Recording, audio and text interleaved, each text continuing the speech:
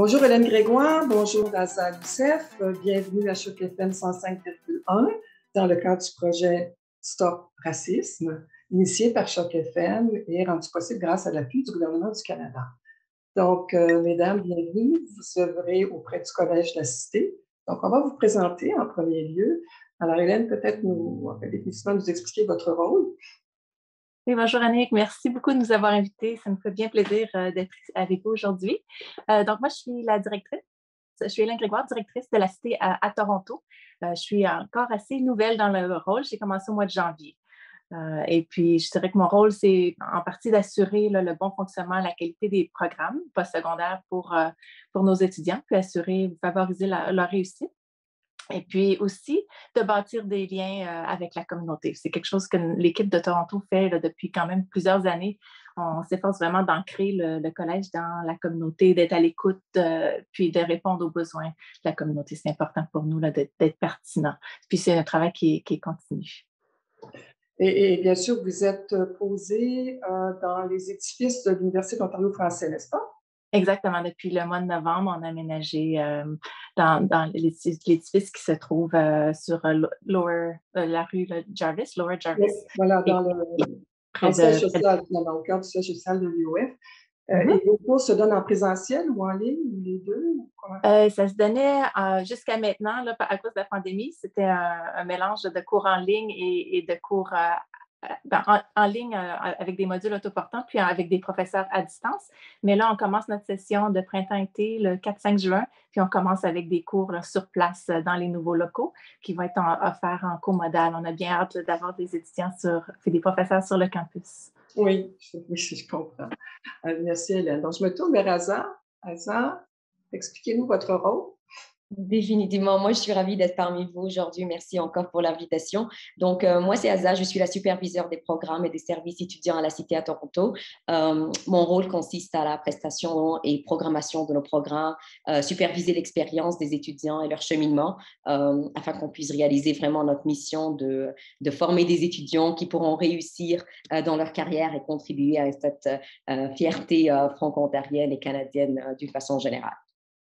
Très bien, merci. En fait, aujourd'hui, on veut préciser que nous conversons autour du thème participation sociale, n'est-ce pas, dans le cadre du projet Stop Racisme. Alors, qu'est-ce qu'on entend par participation sociale? On entend l'inclusion sociale, la participation citoyenne, la participation aux activités de la société canadienne, ce qui peut être parfois un obstacle ou un défi. C'est certainement un défi pour certaines personnes qui viennent d'arriver ici, n'est-ce pas, ou qui sont issues de la diversité. Alors, Asa, vous êtes au cœur de l'action. Vous êtes en contact avec les étudiants au quotidien. Pouvez-vous nous partager des expériences ou du vécu à l'égard du thème participation sociale?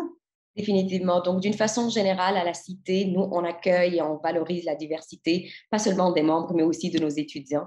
Et à la Cité à Toronto, d'une façon très spécifique, nous avons une clientèle qui est très unique et diversifiée. La majorité d'entre eux sont des nouveaux arrivants qui sont venus s'installer dans la grande région de Toronto, des familles, des pères qui ont une expertise déjà dans leur pays d'origine et qui veulent vraiment ce qu'on appelle l'expérience canadienne, des femmes qui travaillent avec des enfants qui veulent aussi être qualifiées afin de trouver un emploi. Donc, ce sont vraiment des clientèles diversifiées qui essayent de soutenir leur famille et avoir une vie, ou bien de concilier entre vie, famille et études. Nous, on comprend ça, on est conscient de cette réalité, aussi qu'on est un collège francophone dans un milieu minoritaire. Donc, on les entend. Donc, c'est pourquoi notre mode de livraison, c'est vraiment un mode flexible tel que mentionné par Hélène. On a des cours à la carte qui sont bâtis spécifiquement afin de faciliter le cheminement de ces étudiants. On donne des cours pendant le week-end pour faciliter leur intégration dans la communauté et ce qui ne va pas vraiment bloquer leur étude aussi. On trouve beaucoup de défis, des obstacles au niveau de par exemple, un étudiant qui veut trouver un milieu de stage, qui vient s'installer, mais il n'a pas vraiment les ressources nécessaires afin qu'il puisse trouver lui-même un stage. par exemple, une femme qui a des enfants, qui travaille, quand est-ce qu'elle aura le temps de finir son diplôme et avoir sa certification. Donc, c'est ce type de défi, d'obstacle que je vis d'une façon quotidienne avec l'équipe à la Cité à Toronto. Mais définitivement, nous, on a des pistes de solutions afin de simplifier cette expérience étudiante. Donc, depuis le début, depuis leur inscription à la Cité à Toronto jusqu'à leur graduation, nous, ce qu'on fait, c'est qu'on donne cette expérience sur terrain déjà. C'est pourquoi nos profs sont des professionnels dans leur domaine. Et ce qui va aider vraiment de bâtir ce réseautage dans la salle de classe avant qu'ils puissent graduer, aller dans un milieu de travail. On donne beaucoup de formations à nos étudiants au niveau, par exemple, du plagiat. Qui est un concept qui n'est pas compris définitivement dans leur environnement, ou bien dans leur background. De culture d'origine, oui. Exactement, de culture d'origine. Donc, on essaye de les outiller, mais aussi de les accompagner depuis qu'ils choisissent la Cité à Toronto jusqu'à qu'ils graduent. Donc, c'est ce type de support qu'on donne. Ça a dû être un défi, Asa, en raison de la pandémie en plus, là, parce que ça a été difficile ces 2 dernières années d'avoir un contact direct entre nous. Oui et non, vraiment, Annick. Oui et non, parce que aussi, moi j'aime regarder les choses du côté positif. Oui, c'était difficile d'être en contact avec les étudiants d'une façon quotidienne et être ici pour eux d'une façon physique, mais aussi avec la technologie et la façon dont nous avions travailler les plans de cours, les tableaux chronologiques, la flexibilité de nos profs, qu'on apprécie beaucoup, et la flexibilité de nos membres de personnel aussi. On a pu réaliser, on a pu vraiment être capable de livrer un programme ou bien tous nos programmes d'une façon virtuelle afin qu'ils puissent terminer et graduer de leur programme sans problème. Et en même temps, on a pu les outiller d'une façon très proche sur nos réseaux sociaux et comme sur Teams, par exemple, etc. Donc, on les a bien outillés, on était ici pour eux, on avait beaucoup plus de temps avec eux en virtuel. Donc, on a bâti aussi ces liens avec eux malgré la pandémie, mais c'était définitivement un défi au niveau des stages surtout et au niveau d'avoir ce dynamisme sur terrain avec les professionnels. Mais je remercie toutes les professionnels qui sont venus en virtuel afin aussi de partager leur expérience et donner ce goût à nos programmes. En fait, on a tous partagé ce défi de se tourner davantage vers la technologie, de considérer les solutions hybrides, etc. Oui. Donc, ça a été une situation que tous avons vécu. Donc, ce que je comprends, c'est que c'est un accompagnement extrêmement personnalisé. Oui. Vous prenez le temps d'accompagner chaque personne. Donc, et si je comprends bien aussi, votre population étudiante est hautement multiculturelle. Mm-hmm. Donc, ce sont des gens nouvellement arrivés ou qui sont arrivés il y a peu de temps? Ou, et d'où proviennent-ils? C'est un mix, vraiment. Donc, on a des étudiants qui sont installés. Quand je dis nouveaux arrivants, c'est vraiment vaste. Ça fait peut-être 2 ans, 3 ans qui sont installés, mais ils ne sont pas vraiment intégrés. Donc, ouais, ils apportent du temps, mais aussi parce qu'on est un collège d'accueil.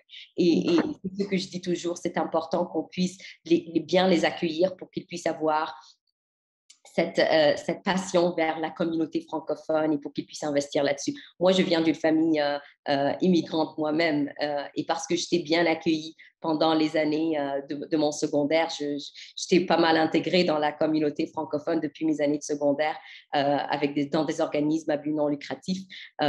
J'ai grandi là-dessus. C'est pourquoi d'ici, ça vient ma passion d'être une franco-ontarienne malgré que je m'attache très bien à ma culture égyptienne, africaine aussi. Donc, je pense que je peux dire que je suis l'exemple d'une personne qui a pu s'intégrer dans la communauté, qui a compris qu'on doit se concentrer plus sur ce qu'on a de commun et non pas ce qu'on a de différent et de ne pas avoir peur de prendre notre place et de dire ce qu'on veut dire, de bien s'exprimer Et lorsqu'on est dans une atmosphère aussi diversifiée comme à la Cité Toronto, on va définitivement avoir notre place aussi de faire une différence à un moment donné. Excellent. Diriez-vous que la plupart de vos étudiants sont afro-descendants ou sont originaires d'Afrique? On a une grande majorité de nos étudiants venant de l'Afrique, oui, et c'est aussi parce que l'Afrique est une des pays, il y a beaucoup de francophones là-bas, donc de l'Afrique du Nord ou bien d'Afrique du Sud. Ben voilà, c'est là où on retrouve le plus de francophones, finalement, dans le monde. C'est en Afrique. Voilà. Très bien. Donc, en fait, est-ce que vous pouvez peut-être nous préciser, vous avez dit que les professeurs étaient impliqués, est-ce qu'il y a des activités spécifiques que vous pouvez nous citer en exemple pour justement faciliter la connexion entre l'étudiant et la communauté? Ben, définitivement. Donc, je peux dire, nos salles de classe sont vraiment la plus grande activité, Annick. Lorsqu'on invite un professionnel et il est en même temps le prof, dans un week-end intensif, il va accompagner l'étudiant depuis le début du cours jusqu'à la fin du cours. Il va lui donner des activités afin qu'il puisse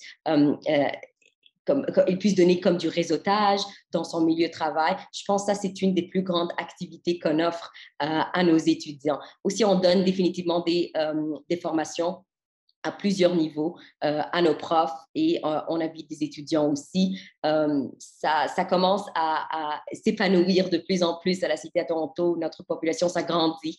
On a plus que 70 finissants cette année aussi en passant. Donc, ça grandit. Donc, on comprend de plus en plus l'importance de créer ce type de dynamisme entre nos professionnels et nos étudiants. Et puis, vous attirez un certain nombre aussi d'étudiants internationaux? Ça commence à être de plus en plus, le chiffre commence à augmenter définitivement et ça, c'est à cause de plusieurs choses. La chose la plus importante, c'est que notre mode de livraison est super flexible.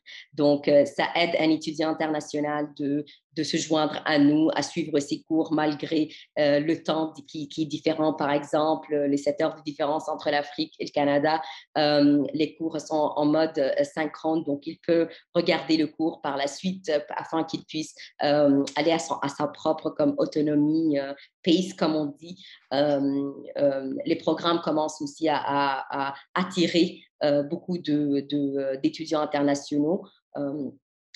Quel que soit en relations publiques, pratique en admin, c'est même des fois des cours de journalisme. Lorsqu'on offrait le programme, on a actuellement des étudiants qui terminent leur programme et qui sont des étudiants internationaux parce qu'ils sont passionnés par le journalisme et toute cette histoire canadienne d'être un journaliste au Canada, par exemple. Donc, et de prendre des cours avec des professionnels qui le voient sur l'écran à un moment donné, ou bien ils lisent leur nom comme étant comme un journaliste qui écrit à tel endroit ou à tel endroit. Je pense que on est fidèle au programme, mais aussi on est fidèle à la mission et à la promesse qu'on donne à nos étudiants. Et puis, on a vu aussi récemment que les étudiants internationaux pourront faire une demande pour obtenir leur résidence permanente. Hein, vous avez vu dans les nouvelles, donc la procédure sera facilitée pour les étudiants internationaux. Donc,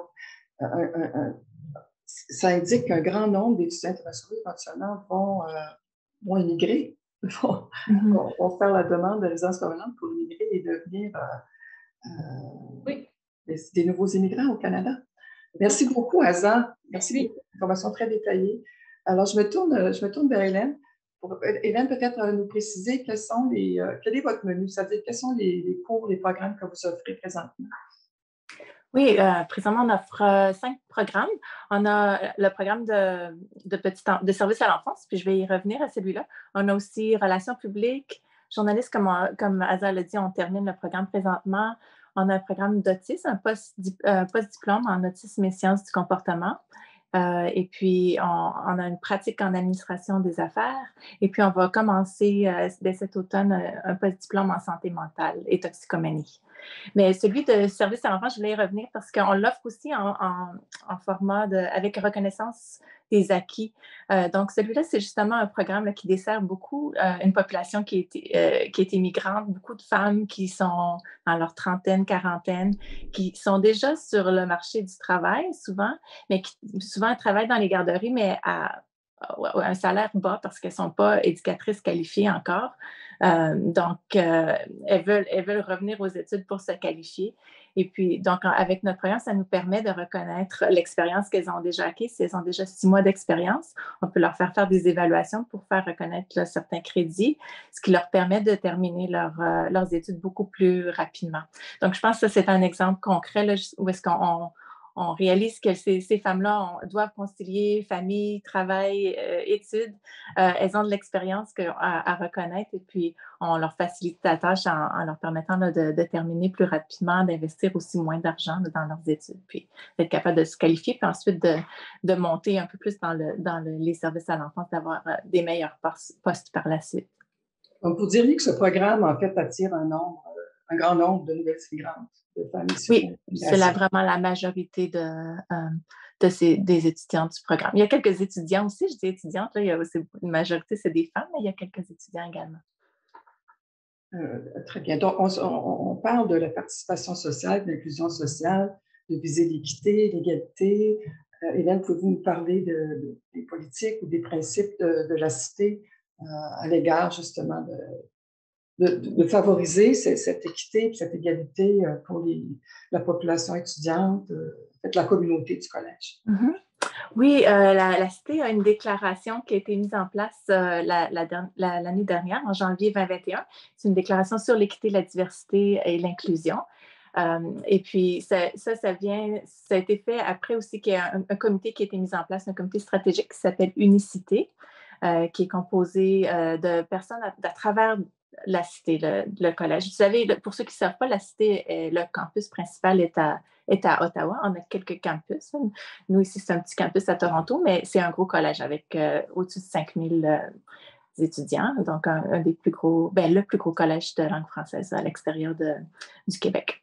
Et puis, donc, ce comité-là, Unicité, est formé de gens de tous les niveaux puis les secteurs à l'intérieur du collège. Donc, il y a des gens, il y a un doyen, il y a des gens des ressources humaines, il y a des gens des services aux étudiants, il y a des étudiants, des professeurs.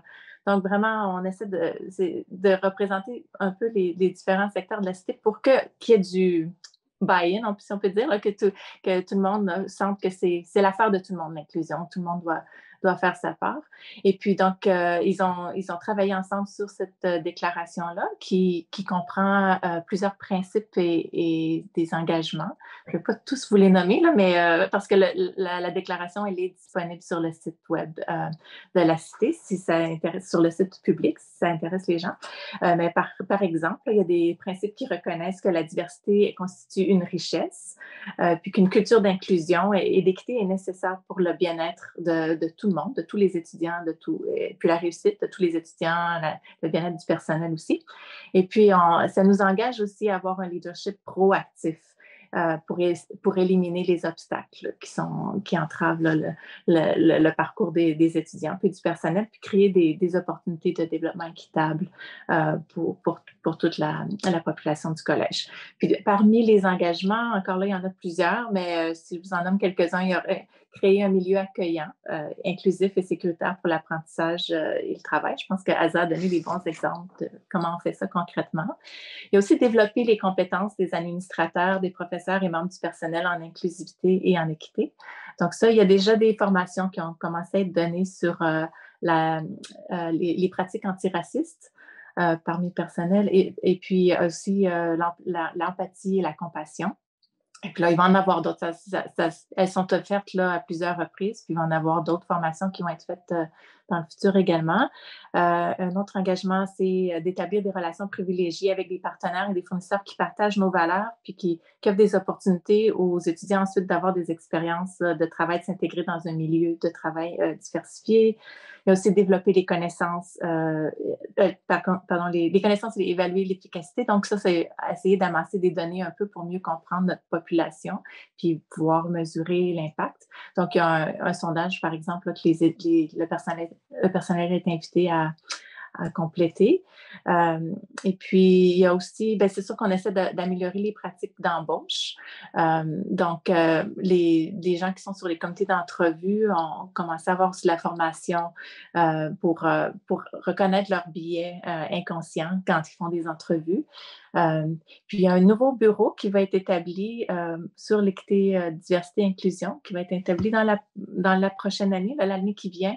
Donc, on s'attend là, qu'il y a 2 postes qui soient comblés dans les prochains mois, là, dont un poste de direction de ce bureau-là.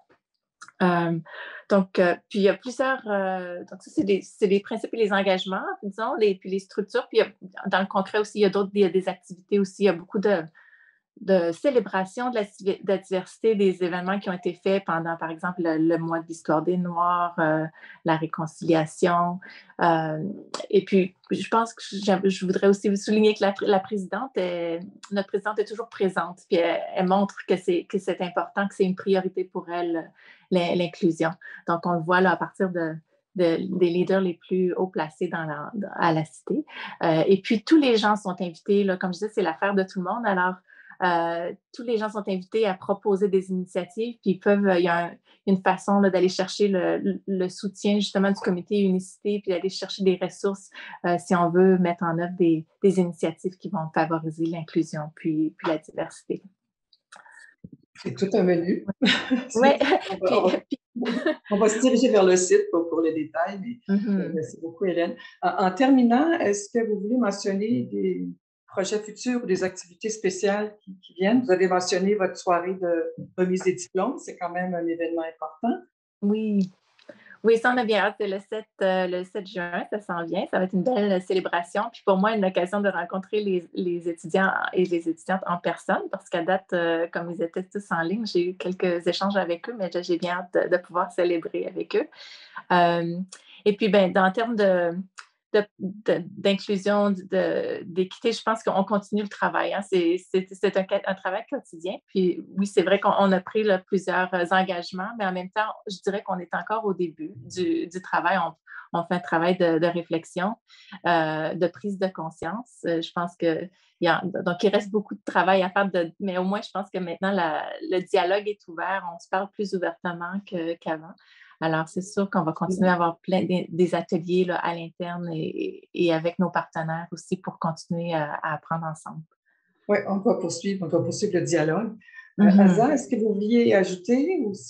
Moi, je vais juste faire le pouce sur ce que Hélène vient de dire. Je pense que l'inclusion, c'est vraiment une façon de penser, mais aussi une façon de communiquer, qu'on a bien compris la réalité qui nous entoure. Et nous, on fait du travail à l'interne qui est super bonifié par le nombre de finissants qu'on reçoit et qui augmente chaque année. On va continuer à faire le travail, mais d'une façon très personnelle, je veux dire, comme s'il y a des étudiants qui nous écoutent, n'ayez pas peur de vous impliquer, de faire écouter votre voix.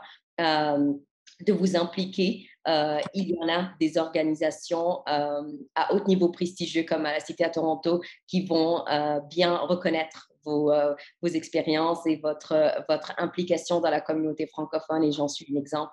Donc, n'ayez pas peur, on vous écoute et l'union fait la force, n'est-ce pas? Merci beaucoup, mesdames. Alors, en fait, on va se retrouver au forum sur le thème participation sociale, donc mardi le 7 juin. On retrouvera la cité présente autour de la table et nous vous souhaitons bon succès pour les événements à venir, notamment le 7 juin pour votre graduation. Merci beaucoup. Merci beaucoup, Annick. Ça nous a fait plaisir. Au revoir. Merci, Annick. Au revoir.